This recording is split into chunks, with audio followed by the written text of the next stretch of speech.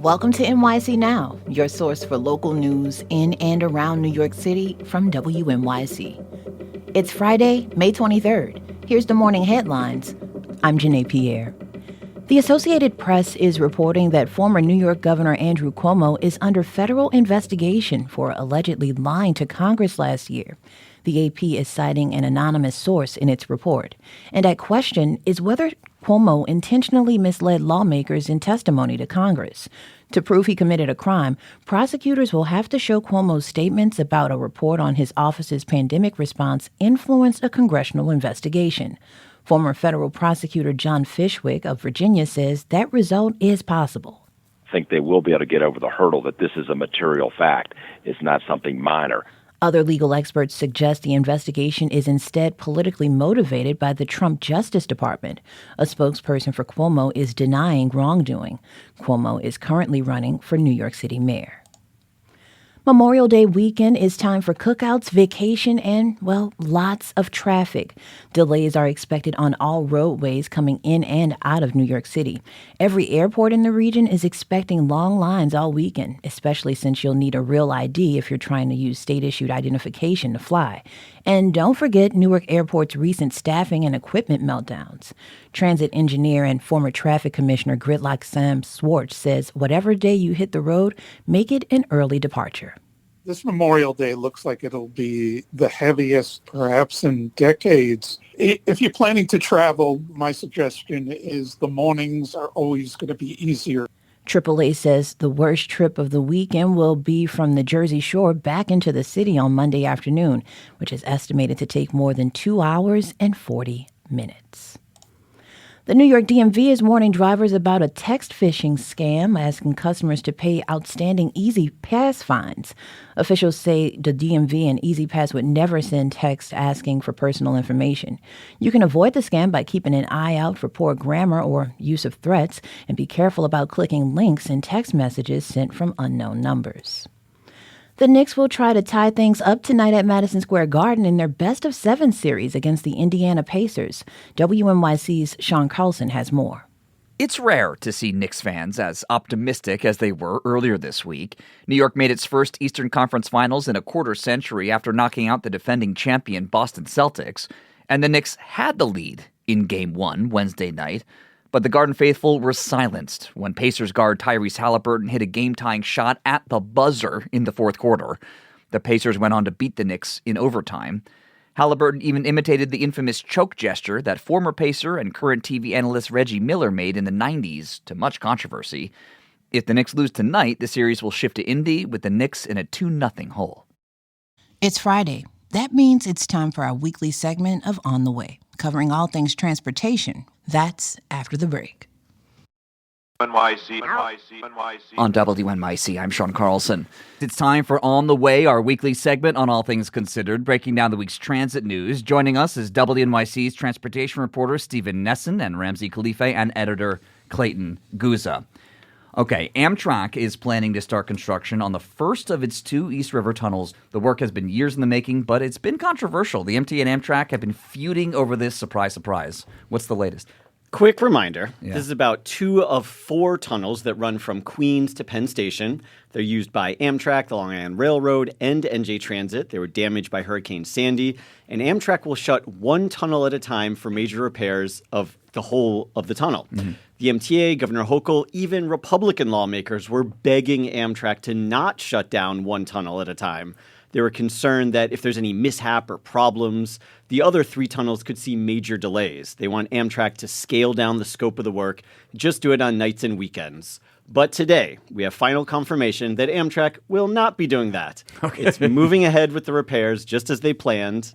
And Hochul said in a statement today that Amtrak agreed to do extra inspections and add crews to help prevent any problems. She said they also agreed to hire a third-party consultant to see if the second tunnel shutdown could be done differently than the first. Right, and so these tunnel shutdowns, one after another, are going to drag on for 3 years. It's going to reduce the capacity of Amtrak Long Island Railroad trains between Queens and Manhattan. But really importantly, the MTA is desperate for them to finish this work on time because they're trying to launch their Penn Access project. That's going to bring Metro North service over the Hellgate Bridge through 4 new stations in the Bronx into Penn Station for the first time. They're hoping to launch that in about 3 years, within the next 3 years. And this tunnel work needs to get done in time. They've long had problems and feuded with Amtrak over construction work and their shared resources. When the MTA was doing its East Side Access Grand Central Madison project, they were arguing with Amtrak constantly about Herald interlocking and the work that they were overseeing with Amtrak there. I mean, part of the problem is that there's evidence that Amtrak doesn't really have the construction crews to be able to close and open the tunnels every night. Part of the problem is that Amtrak workers don't really have an incentive to take work placements in New York. One thing is that an Amtrak worker in New York is making the same as an Amtrak worker in, say, Cincinnati. Yeah. Obviously, it's much cheaper to live in Cincinnati. They're less likely to get someone to close the tunnel, open it every night. The logistical thing is a big challenge for the railroad. Okay, next up, New York City's Department of Transportation says they want to add a busway to 34th Street and restrict all other cars. Ramsey, can you just run us through what the plan is? Yeah, so this new busway, which would only allow buses and trucks and emergency vehicles to drive along the street between 3rd Avenue and 9th Avenues, will look similar to the 14th Street busway, if you can remember, that launched in 2019. Love it. So Yeah. Under the new changes, any passenger vehicle that turns onto the street would have to take the next required turn off the street. So they don't want them there. The M34 bus runs along that crosstown street, and it's actually one of the slowest routes in Manhattan. Also, a good thing to know about 34th Street is it connects to 16 different subway stations and also to Penn Station with many of the commuter railroad services. So city officials are actually pointing to 14th Street and saying, hey, since the busway launched, bus speeds have improved dramatically on 14th.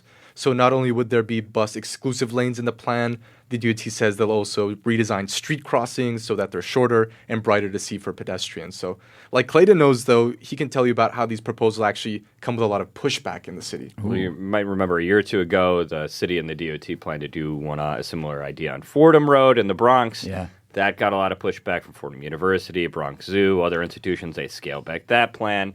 They did launch one about 4 or 5 years ago, kind of in the aftermath of the pandemic, and Main Street in downtown Flushing, Queens. After business groups pushed back there, they scaled back the hours of it.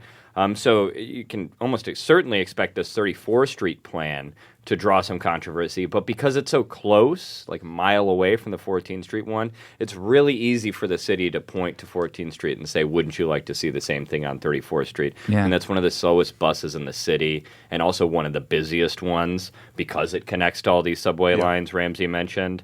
But it also could be kind of this pivotal moment for Mayor Adams on transportation. He wants to get this done by the end of the year. He's had a shaky record on bus lanes, upset a lot of transit advocates. So this could be a landmark thing for his DOT. You know, speaking of landmark things, the mayor had an announcement of his own. He's allocating about $400 million in public money to fully redesign part of Fifth Avenue in Midtown. What's up with that? This is a stretch from Bryant Park to Central Park. And it's been under discussion since de Blasio was mayor. De Blasio proposed a busway on that route, as well as a protected bike lane and more planters. That plan was met with opposition from businesses on Fifth Avenue and swiftly abandoned. Now Adams claims to have found some common ground between the businesses and the city and is backing a pretty major overhaul of the avenue. He wants to create a pedestrian boulevard that rivals our European counterparts. He envisions a tree-lined canopy. He wants to double the sidewalk space. But unlike the grand boulevards in France or Spain, he isn't ready to remove traffic entirely. He will reduce the traffic lanes from 5 to 3, but he isn't creating a bus-only route, and there's no effort to add any bike lanes at all. But $400 million seems like a lot for just removing a lane of traffic and building a sidewalk, no? Well, in fact, it's actually $422 million to be precise. Mm-hmm. And the bulk of that money is for actually updating the underground infrastructure, replacing the sewer mains, relocating utilities. You know, if the city wants to put massive planters and new trees, it can't block access that Con Edison and the DEP would need later. So they have to relocate a lot of utilities. And those are the kind of upgrades that can only be done also because they're ripping up the street anyway. Yeah. Oh, and by the way, none of this work is actually going to start until 2028. And by then, we could have a new mayor with new priorities. And the city council also has to approve this funding plan, and they haven't done that either.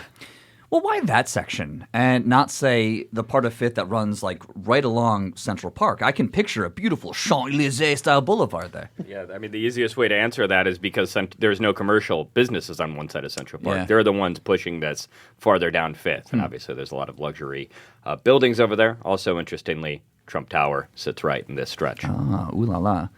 All right.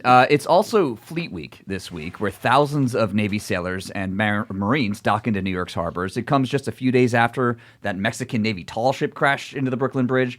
Ramsey, it seems like the incident has clouded over the festivities so far. Tell us what it's been like so far this week. Yeah, it was a somber mood among the sailors. It was also raining yesterday when all the Navy ships came in along the harbor. Mayor Adams hosted a vigil for the first night of Fleet Week for the crew members of the Cuauhtémoc who lost their lives. And on Sunday at St. Patrick's Cathedral, there's going to be a mass for Fleet Week, but also many of those crew members who are still in New York are going to pay a visit. I spoke with some sailors during the kickoff ceremony of Fleet Week, and they offered their condolences, obviously, to their fellow mariners. Here's Lieutenant Jonathan Hill. He's a U.S. Navy ceremonial guard. He actually worked with the Mexican Navy when he was stationed on the USS Omaha in San Diego. When we meet up with other countries that basically do the same job we do, just speak a different language, it's easy to find common ground in what we're doing on a day-to-day basis.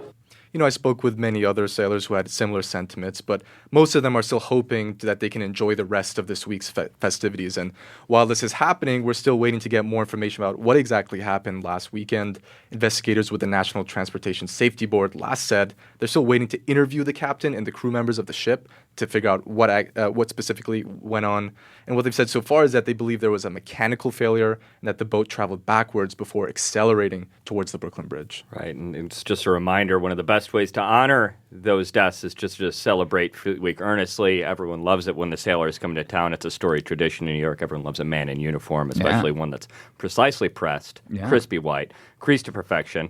Buy a sailor a drink, hang out with them, take them around town, enjoy a fleeting moment during Fleet Week. It might be your last chance to truly feel something. Until next year. I can't believe we're going out on this. Thanks to WNYC editor Clayton Guzza and transportation reporters Ramsey Khalifa and Stephen Nesson. You can stay in the know on all things transit or ask a question of your own by signing up for our weekly newsletter at gothamist.com/on the way. My friends, thank you so much. Thank you, Sean. Thanks, Sean.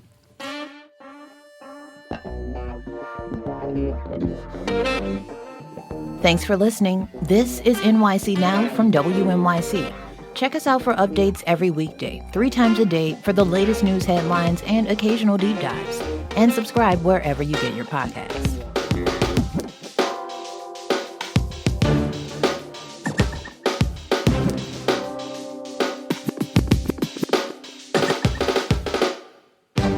NYC.